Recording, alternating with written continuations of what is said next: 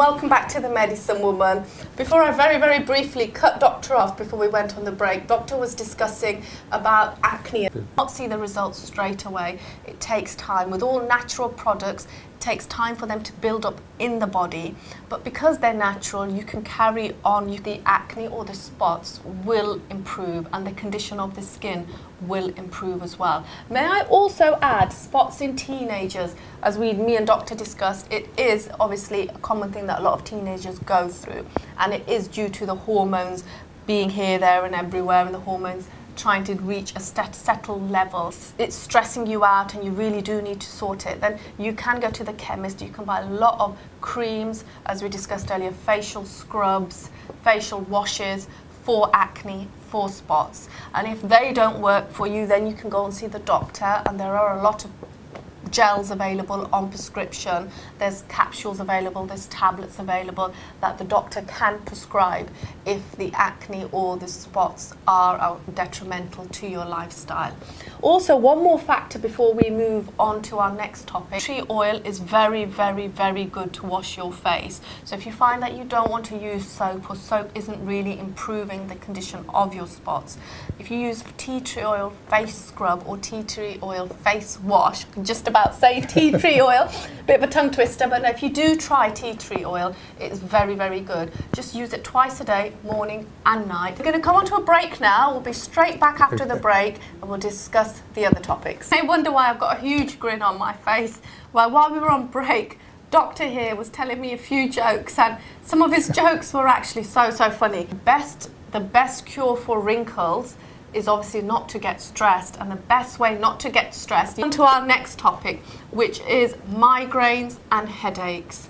We were going to do the order of headache first, eye as well, so it radiates down one side of the face, going down to the eye. It can affect the jaw as well. Accompanied with migraine, you quite often get the nauseous feeling. There can be an aversion to bright lights. When you cannot look at bright lights, it just hurts your eyes when you look at them. Also with migraines, sometimes in very severe forms of migraine, you do tend to get a numbness, sometimes down one side of the arm or one side of the leg. I mean, if you do find that you get numbness in one side of your leg or arm, then you must go and see your GP. You've pinpointed on the facts that if you do suffer from migraine, obviously some people have aversion to bright lights, so they may well want to go into a dark room and lie down. I think to look out for ladies who are on the oral contraceptive pill. Also, if children suffer from migraine, they also need to go to the doctor. A lot of factors that can trigger migraine can be hormonal changes. A lot of ladies around the time of the month, menstrual time, they do suffer from migraine. It can be obviously because you're on certain medication, as we just discussed, the oral contraceptive pill, so you obviously do need to take that into consideration. It can be stress. A lot of us suffer migraines. I myself, I find I suffer migraines when I'm under stress. Okay. When you're stressed, you have too much workload on, or you're thinking too much. Regular eating habits, you do need to look at your eating habits, regulate them, incorporate more healthy foods into your diet. Certain foods that you can avoid if you suffer from migraines on a regular basis, and they are common foods, as we all know. Cheese, strong cheeses are not very good. Red wine is not very good. Some people suffer from migraine when they eat fish. Chocolate. You can buy roll-ons that you rub onto the forehead that are like menthol sticks, and they cause cooling on the forehead. So if you can change your lifestyle, if you can improve your lifestyle.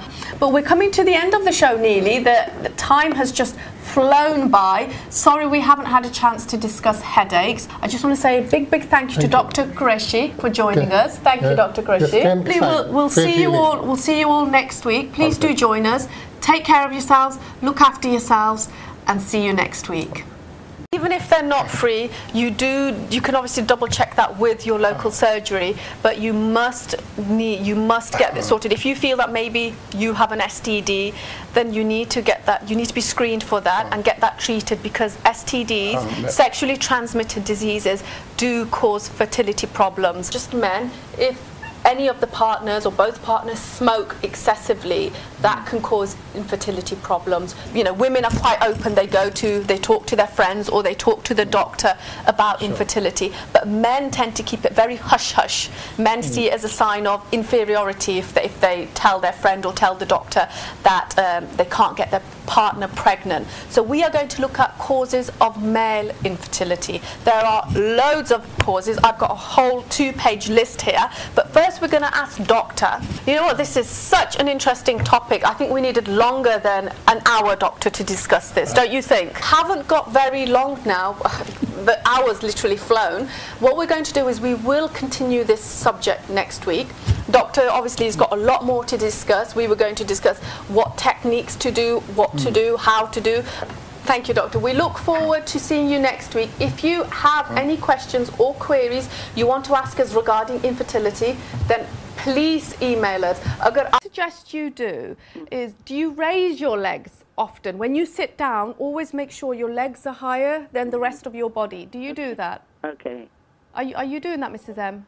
Yeah, well, sometimes, not all the time. Make sure you do that often. So, like, literally, your legs are here and the rest of your body's here. So if there is fluid, the fluid will sort of drain away. Okay. So that's something that you should try to do. Also, if you can massage your legs, get some oil, massage oil. Really, it doesn't have to be anything expensive, just a normal oil, and massage your legs on a regular basis to stimulate blood flow to the area. When you're sitting down, just move your legs up and down like this. You know, when you're sitting back and have your legs move, and just move them up and down, just stimulate the blood flow to the extremities, to your feet, to your legs. Raise them as often as you can. Do massage them. That is very, very important. If you can just massage, or get somebody to massage your legs every day. If you do it twice a day, that's good. You know, yeah, and you can get some Mrs. M, you can get some very, very good massage oils. Some massage oils, obviously you've got to double check this is suitable for you, but some massage oils have actual chili extracts in them.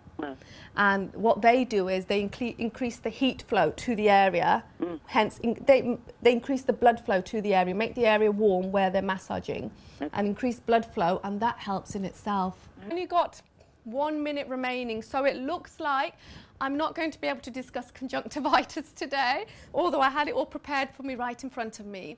So next week, what we'll do is we'll go back to this conjunctivitis, as I really do want to explain to you what can be done, what can be used for bacterial conjunctivitis, allergy and dry eyes, because that is a very, very common problem. Saturday, if you can all join me again. Bye. Hello and welcome back to the